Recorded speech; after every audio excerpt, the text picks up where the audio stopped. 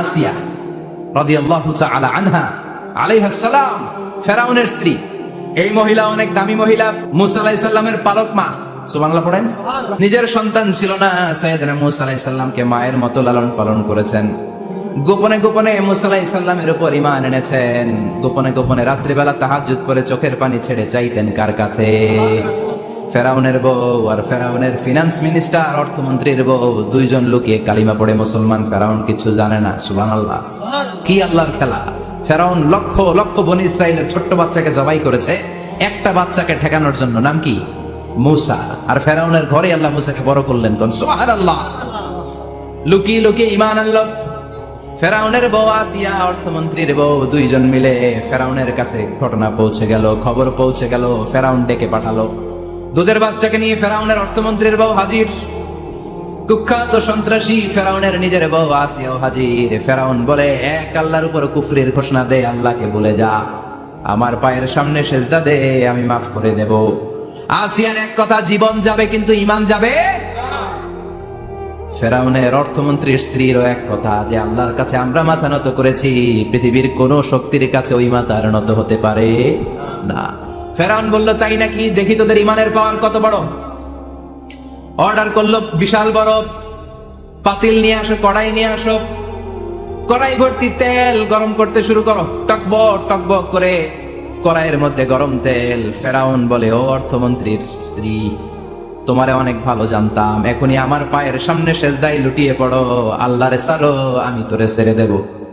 অর্থমন্ত্রীর বউ বলে, এত সোজা না। সুবহানাল্লাহ বলে। কি ঈমান? ঈমানের পথে অবিচল থেকে আমার মরণ যেন হয়, তোমারই কাছে মিনতি আমার, তোমারই কাছে মিনতি আমার, মহামহিম দয়াময়, ঈমানের পথে অবিচল থেকে আমার মরণ যেন হয়। পড়েন আমি, আবার পড়েন আমি। এক কথা, আল্লাহর সামনে মাথা নত করেছি, কারো সামনে করব না। ফেরাউন অর্ডার দিল, এই মহিলার দুধের বাচ্চাটারে টান দিয়া টকবক তেলের মধ্যে, কড়াইয়ের মধ্যে গরম তেলের মধ্যে ছেড়ে দে। মায়ের চোখের সামনে দুধের বাচ্চাকে গরম তেলের মধ্যে ছাড়ে। হিসাবটা কি সহজ নাকি? কথা বলেন। চিৎকার দিয়ে মা কেঁদে ওঠে, ছেড়ে দাও। ফেরাউনের নির্দয় অন্তরে দয়া হয় না। দুধের বাচ্চাটারে তেলের মধ্যে ছেড়ে দেওয়ার পরে মুহূর্তের মধ্যে ছেলেটা রোস্ট হয়ে যায়। কিন্তু ছেলেটা হাত উঁচু করে ডেকে বলে, মা ভয় পেও না, তোমরা দেখো টকবগে কড়াইয়ের ভেতরে তেল, আসলে মা এটা আগুন না, এটা জান্নাতের বাগান। ও মা, ফেরাউনের দিকে তাকাস না রে মা, আমার মতো দৌড় দিয়ে তেলের মধ্যে ঝাঁপ দে। আল্লাহু আকবার।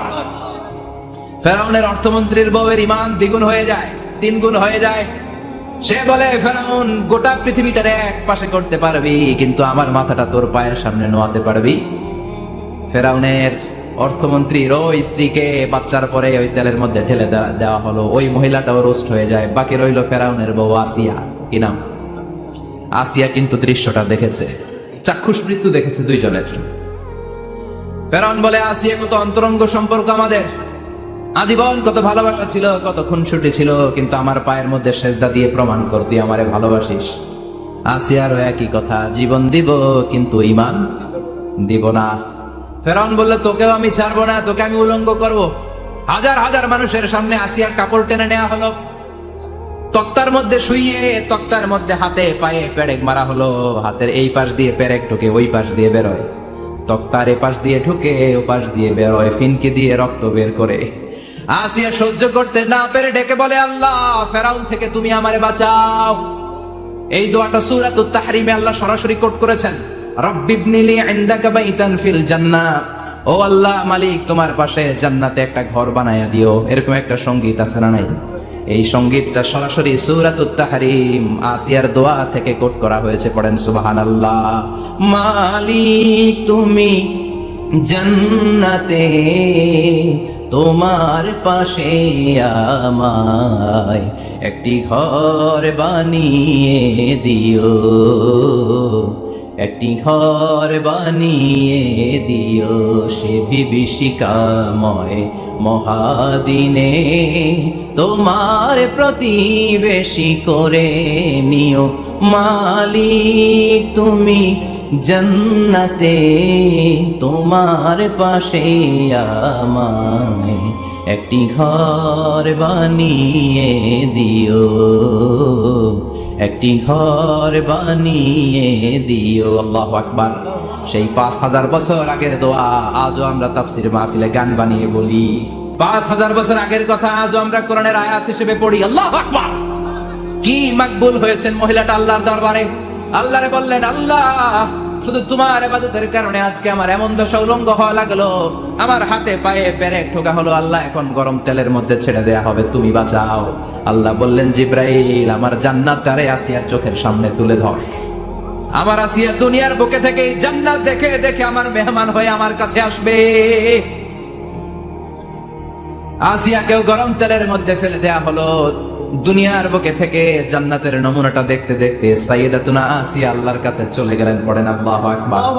এজন্য ঈমানের পথে অবিচল থেকে আমার মরণ যেন হয়। পড়েন আমিন। তাহলে আসিয়ার জীবনী থেকে আমার মায়েদের জন্য শিক্ষা হলো, ঈমান ছাড়া যাবে না, বেঈমান হয়ে মরা যাবে না, মাজারে গিয়ে মুশরিকাদের কাতারে নাম তোলা যাবে। ওই মায়ের ঈমান কেমন করে রক্ষা করবেন? ঈমান কত বড় দামি জিনিস, ঈমান একজন নারীর মর্যাদা আল্লাহর কাছে কত বাড়িয়ে তোলে। আসিয়ার জীবনে এই শিক্ষাটা আছে না নাই? কথা কম বোঝা যায়, বোঝা যায়। তাহলে প্রথমে জানলাম কার কথা? হাজারের কথা। হাজারার জীবনী থেকে শিক্ষা ছিল তাওয়াক্কুল করতে হবে একজনের উপর, তিনি কে? আল্লাহ। আসিয়ার জীবনী থেকে আমরা কি শিখলাম? ঈমান রক্ষা করতে হবে। জীবন যাবে, ঈমান যাবে, জীবন যাবে, ঈমান যাবে। আসিয়ার জীবনী থেকে শিক্ষা হলো ঈমানের পথে অবিচল থাকতে হবে, ঠিক কিনা? ঈমানের পথে অবিচল থেকে আমার মরণ যেন হয়, তোমারই কাছে মিনতি আমার, তোমারই কাছে মিনতি আমার, মহামহিম দয়াময়, ঈমানের পথে অবিচল থেকে আমার মরণ যেন হয়। পড়েন আমিন।